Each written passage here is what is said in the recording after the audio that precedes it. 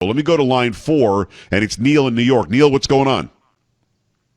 Hi, Joe. Hi. I called in over lunch is when I turned on the radio because I wanted to talk to a conservative, and I consider myself politically conservative, about global warming. Yeah. Well, I'm not talking about global warming at all, but I'll let you get a question or two in. Let's go. Well, my concern is I don't hear people on the right willing to discuss the details. There's a lot of claims go back and forth, and basically Al Gore gets up there and says it's happening, right. And then Rush, if I can quote Rush, gets up there saying, no, there's absolutely no evidence. Well, I got to tell you, I'm not talking about global warming at all, so I don't want you to give me some big, long setup. I was nice enough to take your call, but it's completely off topic. I'm willing to be that conservative that you can question if you'd like to. What would you like to know from a conservative on global warming?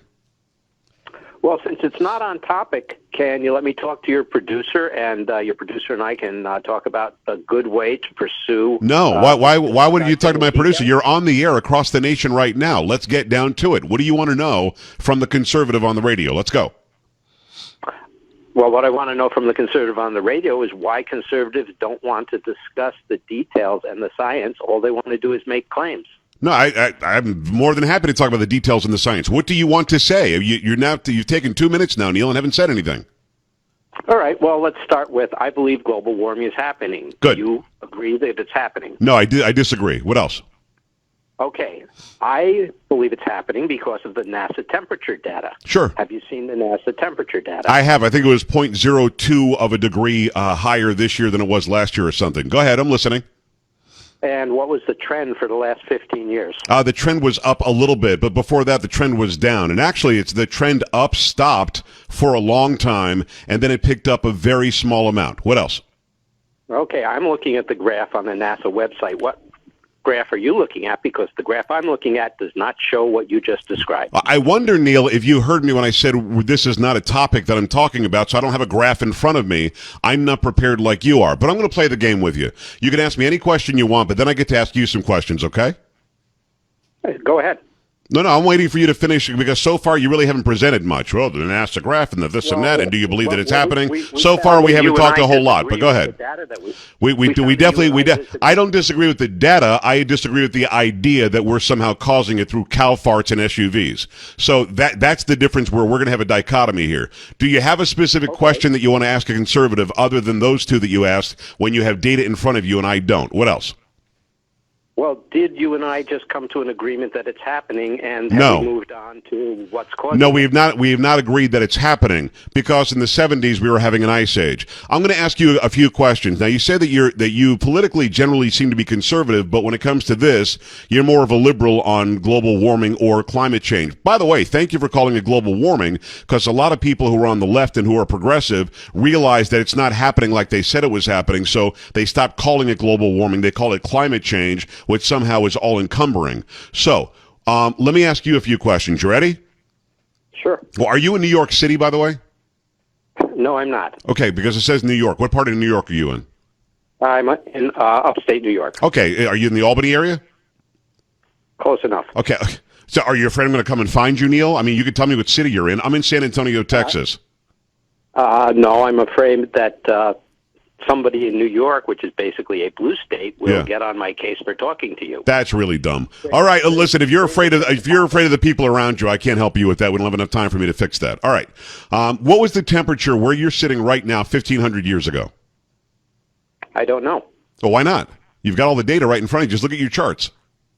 No, I have data for the last 30 years. Oh, all right. So 30 years is a trend, but you can't go back 1,500 years. So you have no clue what the temperature was 1,500 years ago. No, I have no clue. Okay.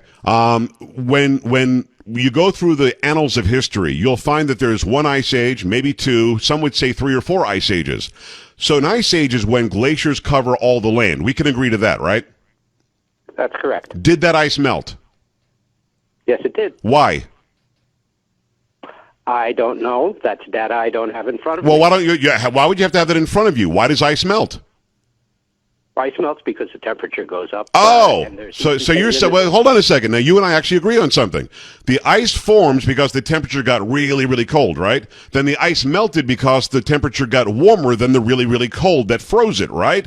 And that's happened 1, 2, 3, 4 times. Scientists can argue about that. Certainly more than once. It happened at least twice. Were there SUVs or cows farting out of control when the ice melted? Yes or no?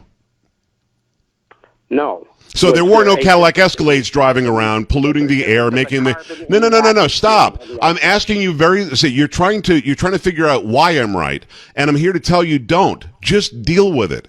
The fact is, you don't know what the temperature was 1,500 years ago because we had no modern technology to tell us what the temperature was. We know in the Renaissance times there was a major heating up, and nobody knows why. There were no SUVs, there were no cows farting, and people weren't, overpopulating the earth, to where we should get our tubes tied and stop, because that's what a lot of global warming dorks want us to do.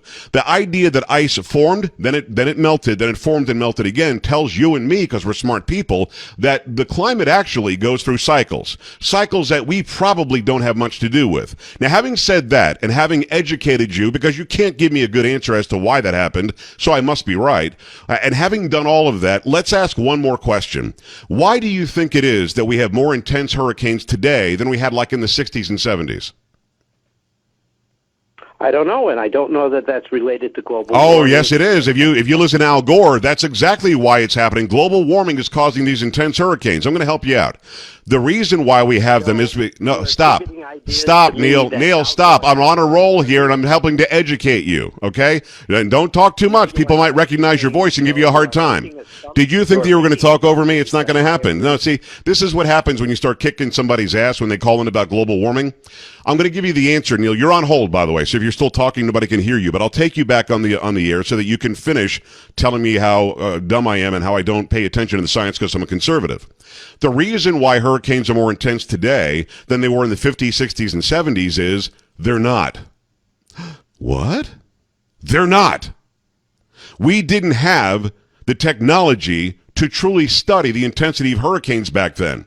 So when Al Gore and liberal dorks on the left talk about global warming or so-called climate change and the fact that the debate is over, it's not over. The fact is we have better tools today than we had in the 50s, 60s, and 70s. We have better tools. We can actually go back and re-examine those hurricanes with our new tools and technology, and we can find out, and we have found out, that the hurricanes were just as intense, if not more intense, back then. And what's also interesting is, about 150 years ago, we got more modern thermometers. We don't really know what the temperature was before a couple of hundred years ago. We really don't. It was a really hot day or it was a really cold day. That's about all we knew. And if you want to really find out about global warming and why a conservative who bases his life on fact like me doesn't believe in it, you could always go and check the University of East Anglia. That was the university that allegedly studied all this climate data. And the climate data that it studied was used by the UN to decide that the globe is warming up and we must control the people through carbon footprints. Guess what we can't get our hands on today, Neil? The data that the University of East Anglia says it used. It said, well, we moved offices, but we lost the data. And if you look it up on the internet, you'll find out that there was an email exchange, or many of them, in the University of East Anglia talking about how they had to somehow juxtapose these numbers to make it look like it's happening, even if it's not. Now, this isn't me making it up. This is me having a brain. And it sounds like you have a brain, although you're afraid to tell people what city you live in because they might give you a hard time, which is nuts. Now, I'm going to take you back on the air because I just gave you my diatribe, and I want you to just take the last 30 seconds or a minute and tell me why I'm wrong. Now, if you ask me more questions, I'm going to answer you. But you can do anything you want to do as far as refuting what I just said. And I would love you to, but that's why I believe it. That's why I believe that this is a money-making, power and control of the people hoax. Now, does the temperature go up and down? We've already established that it does. Is it going up to where we're all going to burn on Earth, by next year? Not a chance on Earth. And by the way, last year was the year that Al Gore said the polar ice cap would do this, and we'd have floods in this city and that city, and none of it happened. And the dire predictions for 18 and 20 different hurricanes every year, that never happened either. So it's kind of interesting. So, Neil, I'll take you back on the air, and I'll shut my face. Go ahead.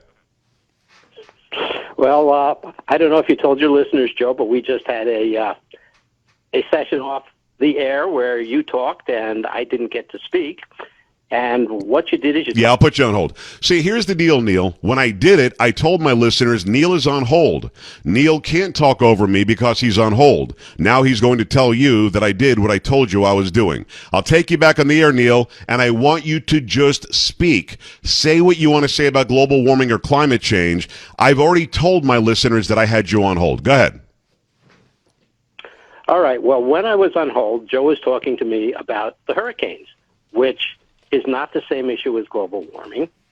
And Joe was talking to me about whether the instruments that can measure climate and measure the weather have improved, which is not the same issue as global warming either. So even though it may be true that we don't have more hurricanes, that doesn't contradict the temperature data. It doesn't contradict the visual observations. I've rarely in my life, and I'm going to take this piece of video and I'll post it, I've rarely in my life kicked somebody's ass so thoroughly on a radio show. I got to tell you, we weren't talking about it, but I'm kind of glad I took the phone call.